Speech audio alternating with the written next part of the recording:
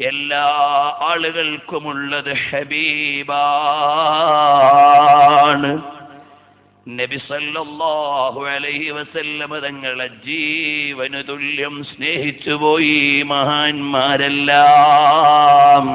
നബി സല്ലല്ലാഹു അലൈഹി വസല്ലം തങ്ങളെ വല്ലാതെ സ്നേഹിച്ച മഹാനായ തൽഹത്ത് ഇബ്നു ബറാഅ തങ്ങൾ അവിടുന്നതാ നബി സല്ലല്ലാഹു അലൈഹി വസല്ലം തങ്ങളുടെ മുമ്പിൽ വാപ്പാനെ കൊല്ലാൻ സമ്മതം പറഞ്ഞ സ്വഹാബി രോഗിയായി കിടക്കുകയാണ്.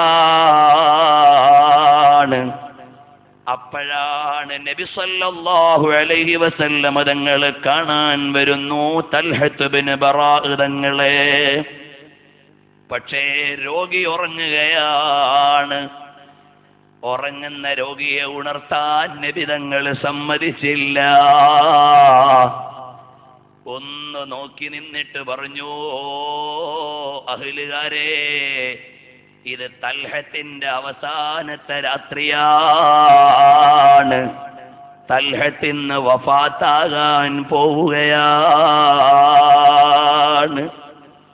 ഇത് പറഞ്ഞിട്ട് നബി സല്ലല്ലാഹു അലൈഹി വസല്ലം തങ്ങൾ വഔസാ അഹ്ലഹു, കുടുംബക്കാരോട് പറഞ്ഞു, ഇദാ അഫാഖ, തൽഹത്ത് ഉണർന്നാൽ ഒരാളെ എൻ്റെ അടുക്കലേക്ക് അയക്കണം, ഞാൻ വന്ന് കണ്ടോളാം. അറിയുമോ തൽഹത്ത് ഇബ്നു ബറാഅ തങ്ങൾ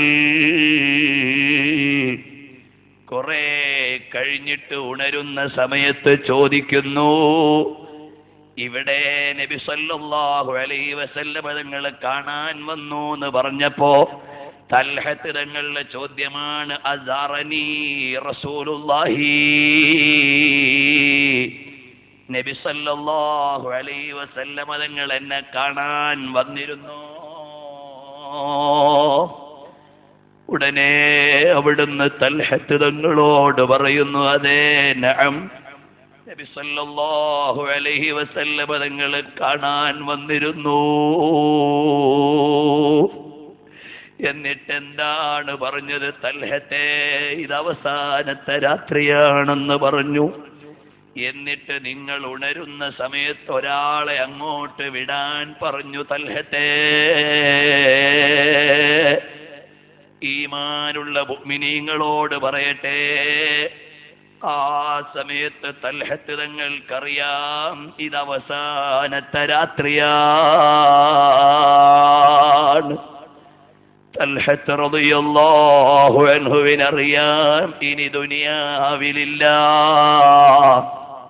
പക്ഷേ അഹ്ലുകാരോട് പറഞ്ഞു, ഈ പാതിരാത്രി സമയത്ത് റസൂലുള്ളാഹിനെ വിളിക്കാൻ ആളെ വിടണ്ട.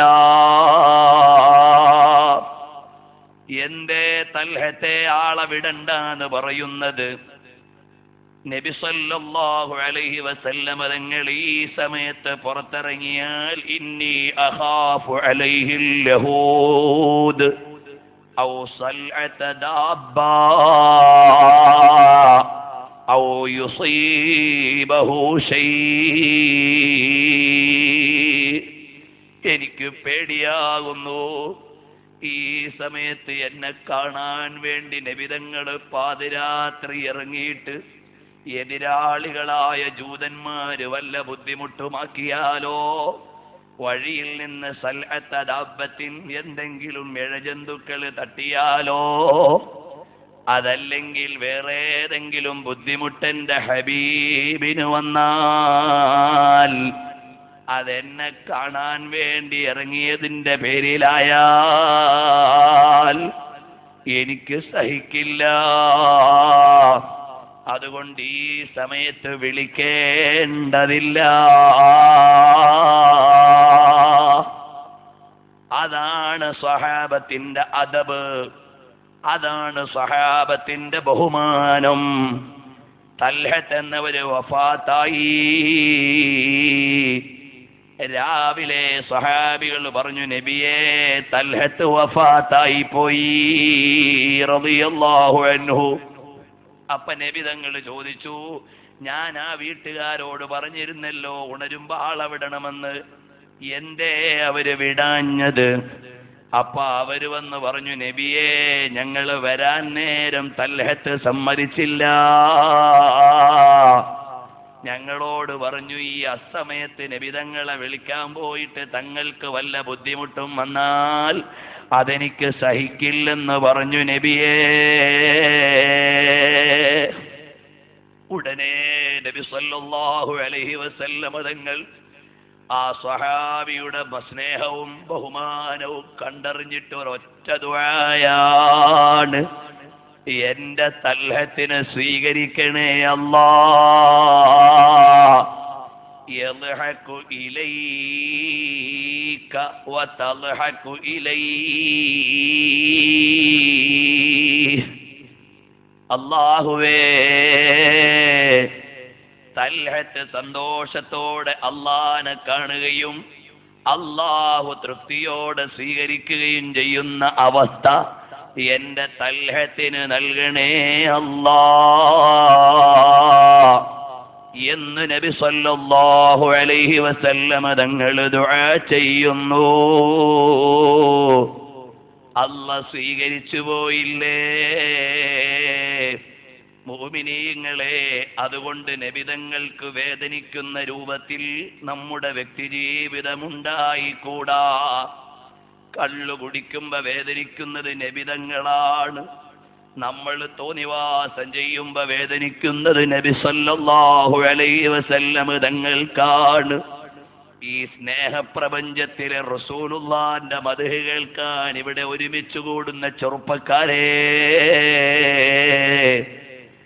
ഈ മജ്ലിസിന്റെ ബറക്കത്ത് കൊണ്ട് റസൂലുള്ളാഹിനെ കണ്ടിട്ട് മരിക്കണം. അത് നിയ്യത്ത് ചെയ്യണം. ഒരൊറ്റ വൃത്തികെട്ട സിനിമയിലേക്കും ഈ ജീവിതത്തിൽ മടങ്ങാൻ പാടില്ല. അന്യ പെണ്ണിനെ മനസ്സിൽ പേറി നടക്കാൻ പാടില്ല. പെങ്ങളെ ഔറത്ത് മറയ്ക്കാതെ പുറത്തിറങ്ങാൻ പാടില്ല. റസൂലുള്ളാഹിനെ സ്നേഹിച്ച് സ്വലാത്ത് ചൊല്ല് മോളെ. ഏറ്റവും വലിയ സൗന്ദര്യമല്ലേ നബിതങ്ങള് രാത്രി കിടന്നുറങ്ങുമ്പോ ഹബീബിനെ ഇങ്ങനെ കണ്ട് കിടക്കണ്ടേ മോളെ? എല്ലാവരെക്കാളും സ്നേഹിക്കുന്ന റസൂലുള്ളാഹിനെ കണ്ടിട്ട് ഈ ജീവിതമങ്ങ് ആസ്വദിച്ചിട്ട് അവസാനം മരിക്കുന്ന ദിവസം പെരുന്നാൾ ദിവസം പോലെ സന്തോഷിക്കാൻ കഴിയണം. അതല്ലേ അല്ലാഹുമ്മ ജഅൽ ഖൈറ അയ്യാമിനാ യൗമ നൽഖാക്. എല്ലാവരും കരയുമ്പോ മരിക്കുന്ന എനിക്ക്, മരിക്കുന്ന നിങ്ങൾക്ക് ആ ദിവസമായിരിക്കണം ഏറ്റവും നല്ല ദിവസം. അല്ലാഹുവേ, ഞങ്ങൾക്ക് അങ്ങനെ നൽകണം റഹ്മാനേ.